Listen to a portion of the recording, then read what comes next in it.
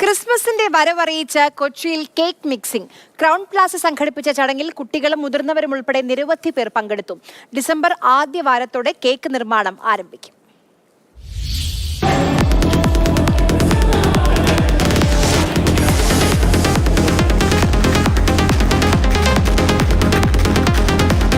പ്രായഭേദമന്യേ പങ്കെടുത്ത എല്ലാവരിലും ഒരുപോലെ ആവേശവും കൗതുകവും നിറച്ചു ക്രിസ്മസിന് മുന്നോടിയായുള്ള കേക്ക് മിക്സിംഗ്.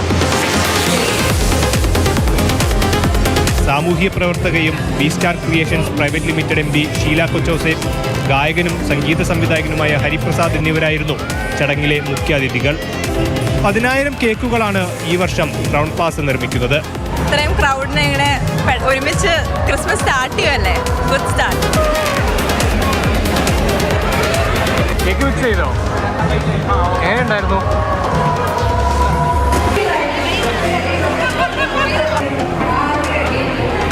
തീർച്ചയായിട്ടും ഞങ്ങൾക്കൊരു ഉത്സവം പോലാണ് crown Plaza കൊച്ചിക്ക്.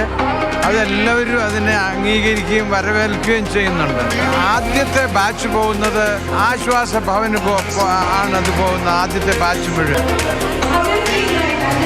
കൾണിററി director chef Kalesh cake മിക്സിംഗിന് നേതൃത്വം നൽകി.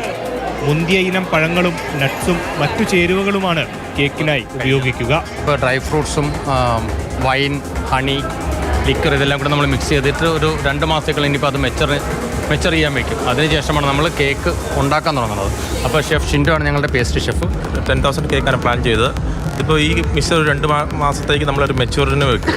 അതിനുശേഷമാണ് കേക്ക് സ്റ്റാർട്ട് ചെയ്യുന്നത്. ഓൾമോസ്റ്റ് ഒരു നവംബർ ഫസ്റ്റ് വീക്കിന് നമ്മൾ കേക്ക് കൊണ്ടുവരാൻ സ്റ്റാർട്ട് ചെയ്യും. വരാനിരിക്കുന്ന ക്രിസ്മസ് ആഘോഷങ്ങളുടെ സാമ്പിളായിരുന്നു ക്രൗൺ പ്ലാസയിൽ നടന്ന കേക്ക് മിക്സിംഗ്. ക്ഷണിക്കപ്പെട്ടവർക്കൊപ്പം ഹോട്ടലിലെ അതിഥികളും ജീവനക്കാരും ചടങ്ങിൽ പങ്കെടുത്തു. മാതൃഭൂമി ന്യൂസ്, കൊച്ചി.